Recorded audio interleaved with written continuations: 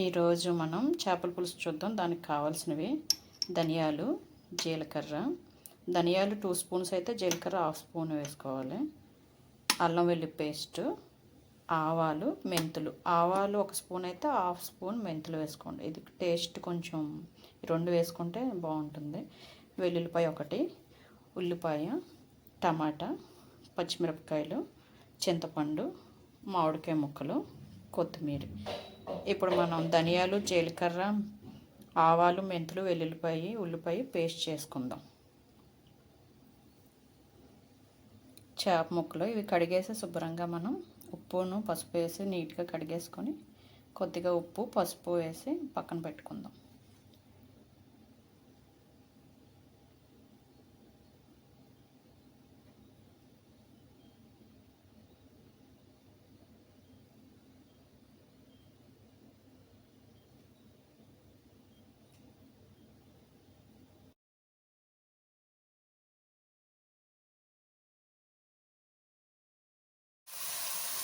ఇప్పుడు ఇందాక చూపించిన మసాలాలన్నీ ఇలా పేస్ట్ చేసేసుకొని అప్పుడు దీంట్లో చేసేసుకొని ఫ్రై చేసేసుకొని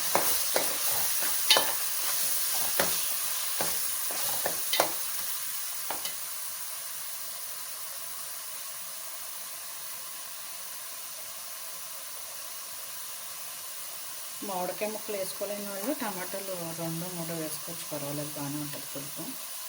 మామిడికాయ ముక్కలు వేసుకుంటే ఒక టమాటా సరిపోతుంది.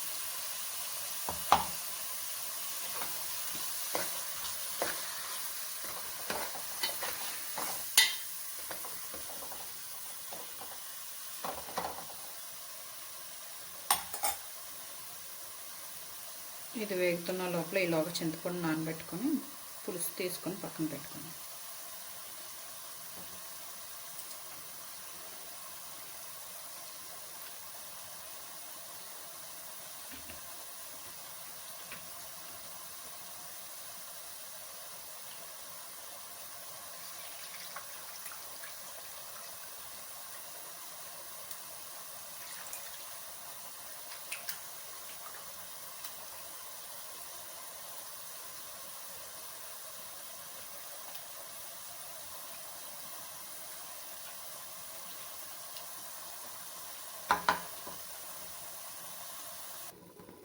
ఇలా మసాలా అంతా వేగుతున్నప్పుడే మనం ఉప్పు,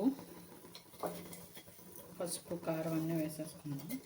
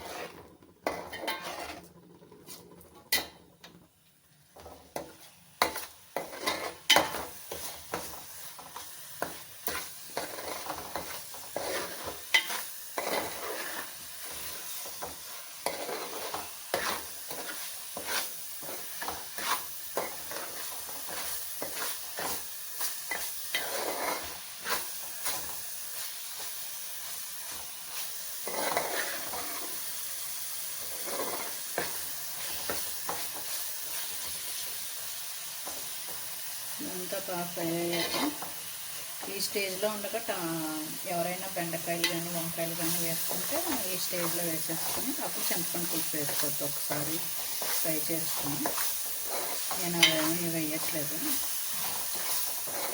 మామిడికాయ ముక్కలు ఒకటే వేస్తాను. మామిడికాయ ముక్కలు కూడా ఫ్రిడ్జ్లో డీప్ డోర్లో స్టోరేజ్ చేసుకున్నాయి కాబట్టి మనం పులుసు బాగా మరిగేటప్పుడు అప్పుడు వేసుకుంటే సరిపోతుంది. ఇప్పుడు దీంట్లోకి మనం చింతపండు పులుసు వేస్తాము.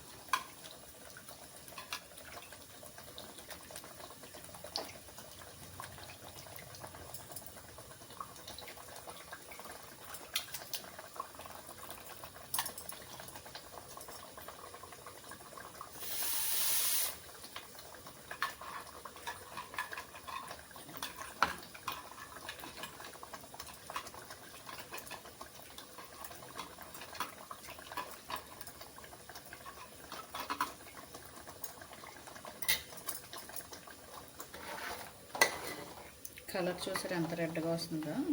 మసాలా వేగినప్పుడే కొంచెం కారం వేసేసి ఒక్కసారి ఫ్రై చేసుకుంటే ఆయిల్లోకి కారం బాగా వస్తుంది.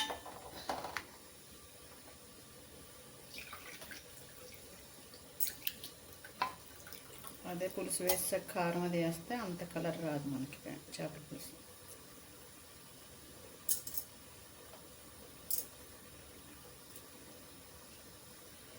ఎంత పులుసు కావాలో అంత పులుసుకి మనం వాటర్ వేసుకొని చింతపండు వేసుకొని పులుసు మొత్తం పోసేసుకొని బాగా మరగనిద్దాం.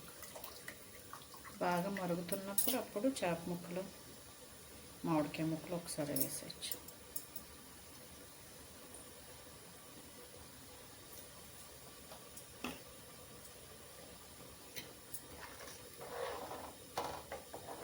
నాకు ఏమాత్రం పులుసు అయితే సరిపోతుంది. ఇది చిక్కబడేటప్పటికి కొంచెం మరిగేటప్పటికి చిక్కబడిపోతుంది. ముక్కలు అవి వేసినప్పటికీ కరెక్ట్గా ఉంటుంది.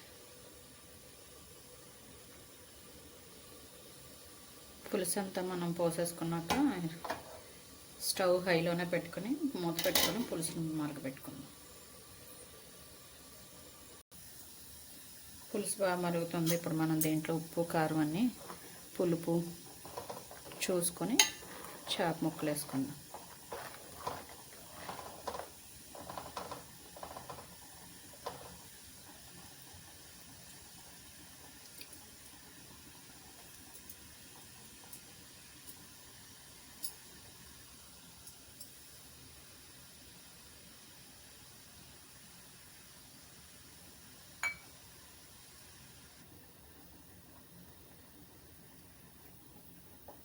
నాకు కొంచెం ఉప్పు తక్కువైంది, ఉప్పు వేసుకుంటున్నాను. చూసుకొని కారం సరిపోయింది, కారంగా పులుపు ఎక్కువ ఉందని కొంచెం ఉప్పు వేస్తాను. ఇప్పుడు అన్నీ సమానం అవుతాయి. ఇలా మరుగుతున్నప్పుడు అప్పుడు మనం చేప ముక్కలు వేసుకుంటాం.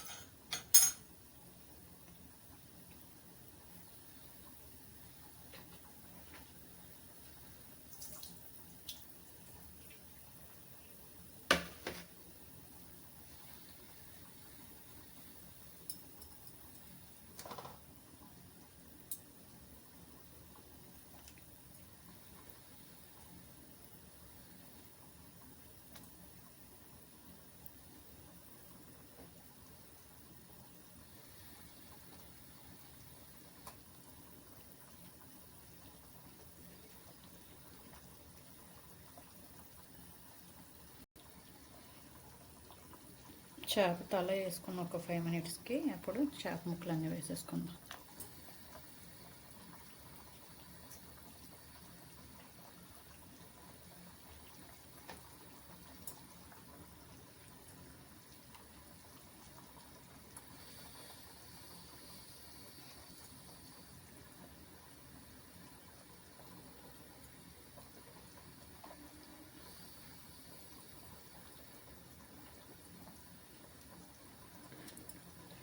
ఖాళీ చూసుకుని కొంచెం వేసుకుంటే చేప ముక్కలు తీసినప్పుడు మనకి విరగకుండా ఉంటాయి.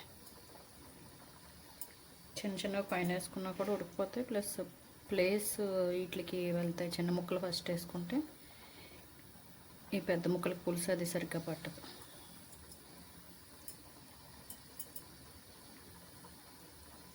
ఇప్పుడు ఇలాంటి చిన్న ముక్కలు కట్ పీసెస్ అన్ని సైడ్ పేట్ చేసుకోవచ్చు. చేప ముక్కలు వేసాక మాత్రం అసలు ఇంకా గరిటె మనం పెట్టకూడదు. ఇంకా పెట్టామంటే ముక్కలన్నీ విడివిడిగా అయిపోతాయి.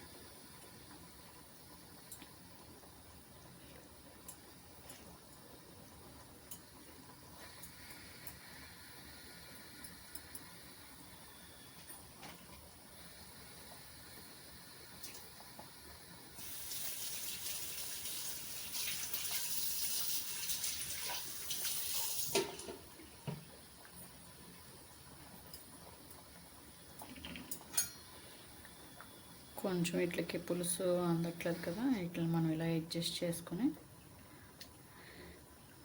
మూత పెట్టేసుకుని మధ్య మధ్యలో తిప్పితే కనుక ఒక్క తలకాయని మాత్రం అటు ఇటు తిప్పుకుంటే పులుసు దానికి బాగా పీల్చుకుంటుంది. ముక్కలు మాత్రం అసలు ఏవి కదుపుకోకుండా, అందుకే తల ఒకటి ఇక్కడ ఉంది కాబట్టి తలని మాత్రం అటు ఇటు తిప్పచ్చు మనం దాన్ని. ఇప్పుడు దీన్ని మూత పెట్టేసుకొని కొత్తిమీర కట్ చేసుకుందాం.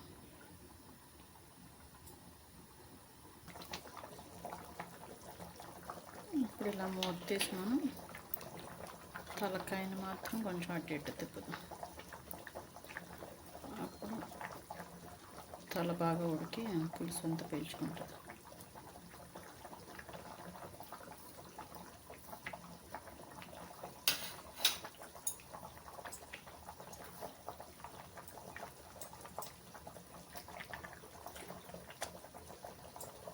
ఇప్పుడు ఈ స్టేజ్లో మనం చేప ముక్కలు మామిడికాయ ముక్కలు వేసేసుకుందాం.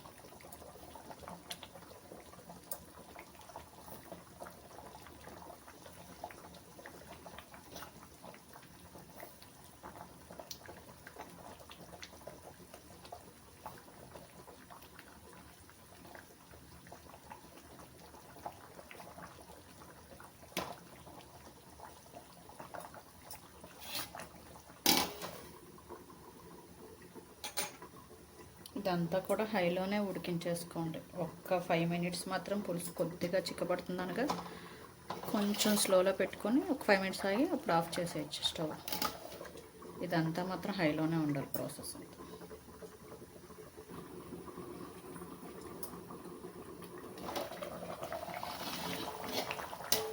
ఇప్పుడు మనం దీంట్లో కొత్తిమీర వేసుకుందాం.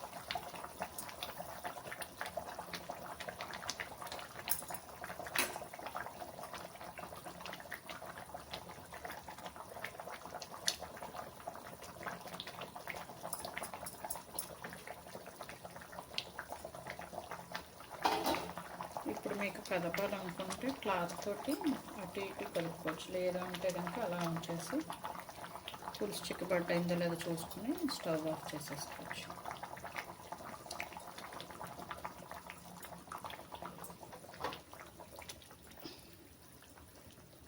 ఇలా తిప్పుకుంటే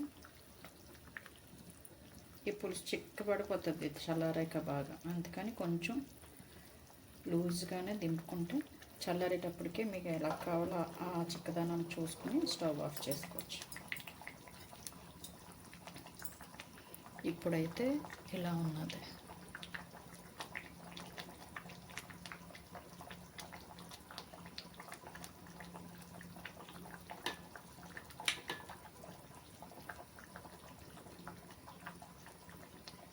ఇప్పుడు దాకా హైలో పెట్టుకొని ఉంచాం కదా, ఈ పులుసు ఇలా ఉంది కదా. ఇప్పుడు ఈ స్టేజ్లో మనం ఒక 10 నిమిషాలు సిమ్లో పెట్టేస్తే పులుసు ఇంకా చిక్కబడుతుంది. నూనె కూడా బయటకు బాగా తేరుతుంది.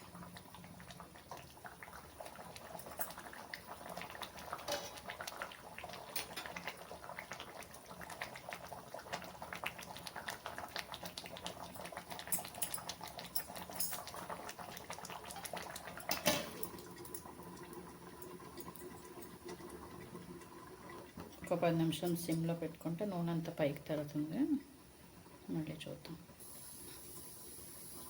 సిమ్లో పెట్టి మనం 10 నిమిషాలు అయింది. తీసి చూద్దాం.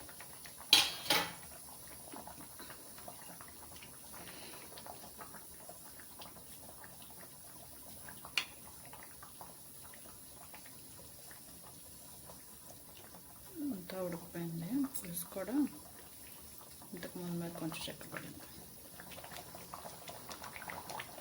నూనె తేరిని చూడండి పక్కన ఇలాగా.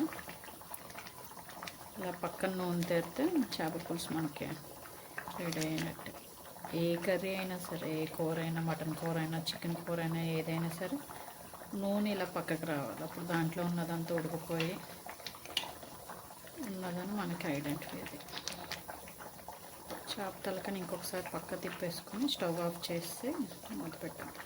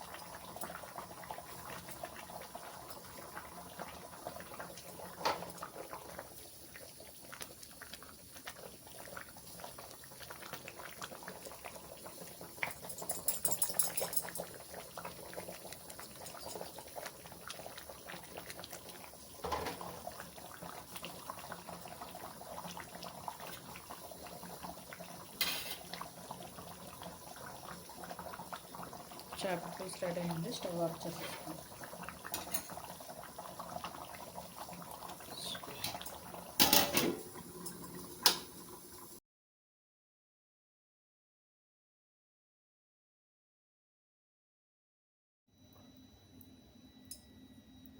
చేపల పులుసు కొంచెం చల్లారాక ఇలా ఉన్నది. ఇప్పుడు మనం వడ్డించుకుందాం.